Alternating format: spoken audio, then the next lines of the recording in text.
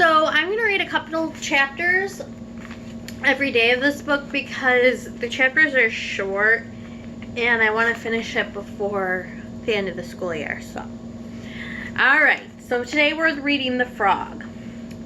To pay her back for the glass eye in his beer, Mr. Twit decided he would put Frog in Mrs. Twit's bed. He caught a big one down at the pond and carried it back secretly in a box.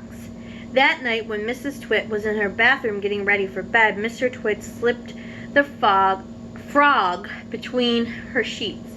Then he got into his own bed and waited for the fun to begin. Mrs. Twit came back and climbed into bed and put out the light. She lay there in the dark, stretching her tummy. Her tummy was itching. Dirty old hags like her always have itchy tummies. Then, all at once, she felt something cold and slimy crawling over her feet. She screamed. "What's the matter with you?" Mr. Twit said. "Help!" screamed Mrs. Twit, bouncing up about. "There's something in my bed. I'll bet it's a giant skillywagger I saw on the floor just now," Mr. Twit said. "The what?" screamed Mrs. Twit. "I tried to kill it, but it got away," Mr. Twit said. "It's got teeth like a screwdriver's." "Help!" screamed Mrs. Twit. "Save me! It'll be over. It's all over my feet. It'll bite my toes," said Mr. Twit. So there they are, laying in bed with the frog going all over. Mrs. Twit fainted. Mr. Twit got out of bed and fetched the jug of cold water, poured it over Mrs. Twit's head to revive her. The frog crawled up from under the sheets to get near the water. It started jumping about in the pillow. Frogs love water. This one was having a good time. When Mrs. Twit came to, the frog had jumped over onto her face. This was not a nice thing to happen to anyone in the bed at night. She screamed again. "By golly, the giant silkwalger," Mr. Twit said. "I'd bite off your nose." Mrs. Twit leapt out of bed and flew downstairs and spent the night on the sofa. The frog went to sleep on her pillow. So there's the frog on her head, and there it is sleeping on her pillow. The Wormy Spaghetti. The next day, to pay Mr. Twit back for the frog trick, Mrs. Twit sneaked into the garden, dug up some worms. She chose big, long ones and put them in the tin and carried the tin back to the house under her apron. At 1 o'clock, she cooked spaghetti for lunch, and she mixed the worms in with the spaghetti, but only on her husband's plate. The worms didn't show because something was covered in tomato sauce and sprinkled with cheese. "Hey, my spaghetti's moving!" cried Mr. Twit, poking around at it with his fork. "It's a new kind," Mrs. Twit said, taking a mouthful from her own plate, which of course had no worms. "It's called squiggly spaghetti. It's delicious. Eat it up while it's nice and hot." Mr. Twit started eating, twisting the long tomato curved strings around the fork, shoveling them into his mouth. Soon there was a tomato sauce all over his heavy chin. "It's not as good as the ordinary kind," he said, talking with his mouth full. "It's too squishy." "I find it very tasty," Mrs. Twit said. She was watching him from the other room end of the table. It gave her great pleasure to watch him eating worms. "I find it rather bitter," Mr. Twit said. "It's got a distinctly bitter flavor. Buy the other kind next time." Mrs. Twit waited until Mr. Twit had eaten the whole plateful. Then she said, "You want to know why your spaghetti was so squishy?" Mr. Twit wiped the tomato sauce from his beard with the corner of the tablecloth. "Why?" he said.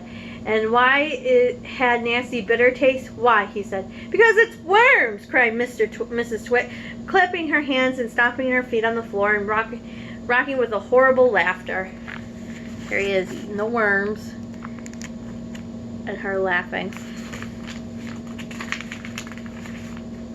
Alright, this will be the last one for today.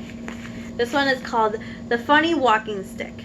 To pay Mrs. Twit back for the worms in his spaghetti, Mr. Twit thought up a really clever, nasty trick. One night when the old woman was asleep, he crept out of bed and took her walking stick downstairs to the workshop.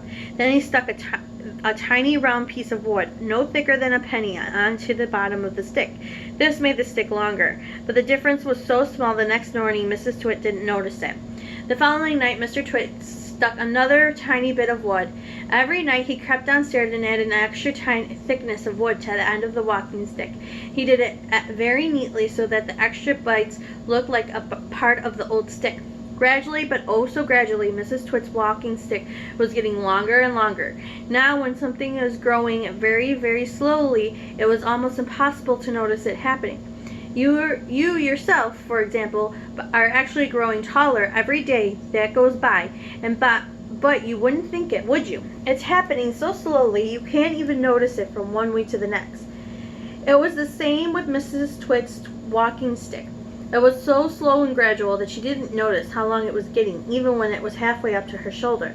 "That stick's too long for you," Mr. Twit said to her one day. So here he is, adding the pieces of wood, and here they are walking. "Why, so it is," Mrs. Twit said, looking at her stick. "I have a feeling there was something wrong with it, but I couldn't for the life of me think of what it was. There's something wrong at all." "There's something wrong, all right," Mr. Twit said at the beginning to enjoy himself. "What can have happened?" Mrs. Twit said, staring at her old walking stick. "It must suddenly have grown longer." "Don't be a fool," Mr. Twit said.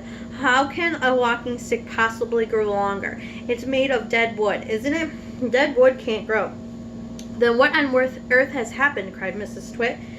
"It's not the stick, it's you," Mr. Twit grinned horribly.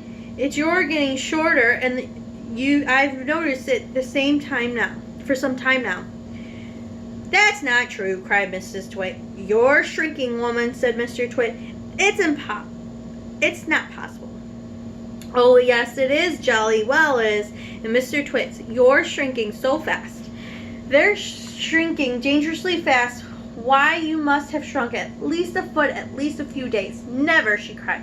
"Of course you have. Take a look at your stick, you old goat, and see how much you've shrunk in a comparison.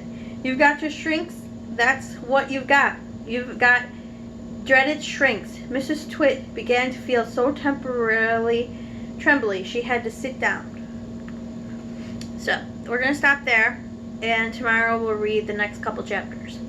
I hope you guys are having a good day. I'll talk to you later. Bye.